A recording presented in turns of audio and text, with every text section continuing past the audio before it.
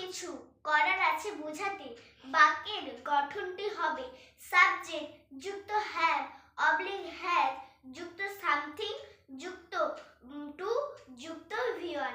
আমি এবং আমার দাদা এটি কথোপকথনের মাধ্যমে বোঝাচ্ছি। তোমার আমাকে কি কিছু বলার আছে?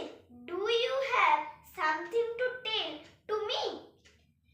হ্যাঁ, তোমাকে আমার কিছু বলার আছে। Yes, I have something to say অবলিক tell you.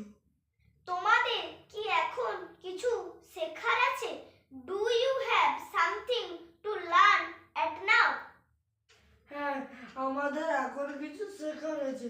Yes, we have now something to learn. তাদের কি কিছু লেখার আছে?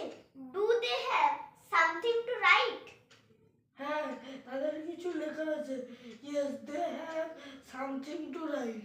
তোমার কি এখন তাদেরকে কিছু শেখানোর আছে? Do you have something to teach to them? হ্যাঁ, আমার এখন তাদেরকে কিছু শেখানোর আছে। Yes, I have